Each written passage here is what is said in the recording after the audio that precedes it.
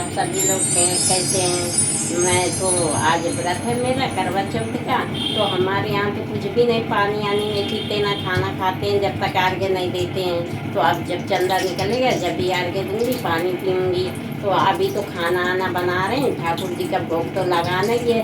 तो हमारी आज सुबह से ऐसा हुआ कि व्रत भी है और गैस भी खत्म हो गई, पानी भी नहीं आया। तो साला ये दुख का खत्म नहीं होता बे।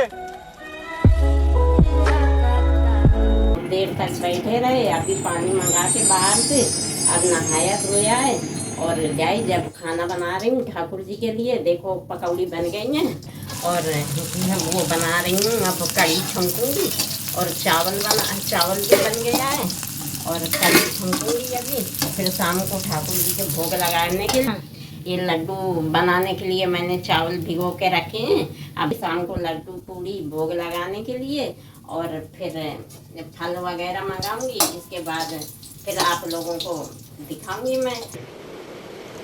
ठीक है, समझ गया। और अभी तो ठाकुर जी का भोग लगा रही हूँ, कढ़ी चावल रोटी बना के। फिर शाम को फिर पूड़ी लड्डू सब मिठाई ठा फल का भोग बना के लगाएंगे और चंद्रमा को अर्घ्य देंगे। और बस अब फिर मिलते हैं। भगवान का दिया सब कुछ है। हाँ, शौहरत है, दौलत है। अब तैयारी कर रही हूँ मैं, हमारे सब तैयारी करके अब पूजा करूँगी। आप भी बने रहिए हमारे ब्लॉग में, देखना हम क्या क्या कैसे कैसे पूजा हमारे यहाँ होती है।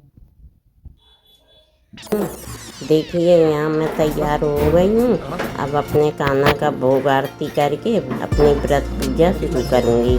राधे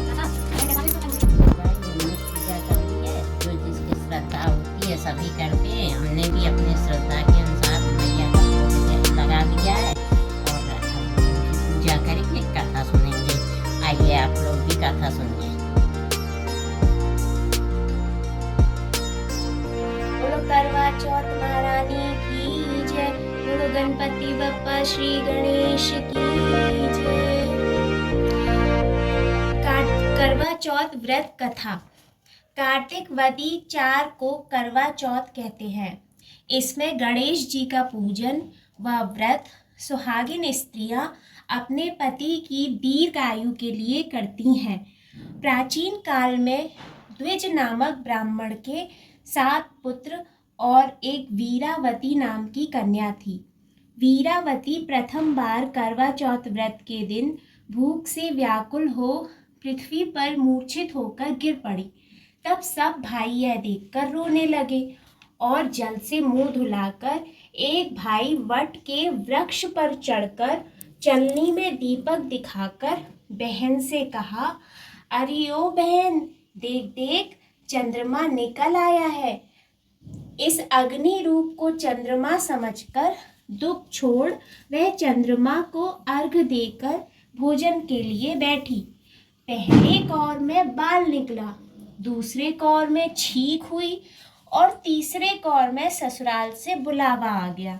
ससुराल में उसने देखा कि उसका पति मरा पड़ा है।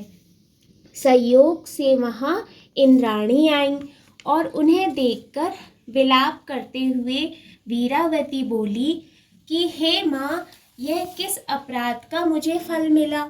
प्रार्थना करते हुए बोली कि मेरे पति को जिंदा कर दो। इंद्राणी ने कहा कि तुमने करवा चौथ व्रत बिना चंद्रोदय चंद्रमा को अर्घ दे दिया। यह सब उसी के फल से हुआ।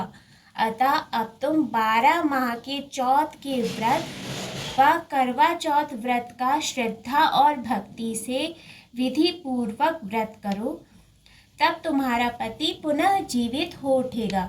इंद्राणी के वचन सुन वीरावती ने विधि पूर्वक 12 माह के चौथ और करवा चौथ व्रत को बड़ी भक्ति भाव से किया और इन व्रतों के प्रभाव से उसका पति पुनः देवता सदृश जीवित हो उठा। बोलो करवा चौथ माता की जय। जैसे माँ वीरावती को तुमने सुहाग प्रदान किया, अखंड सौभाग्यवती का आशीर्वाद दिया, सुख समृद्धि दी, ऐसे ही सबको आशीर्वाद देना माँ, सबको आशीर्वाद देना।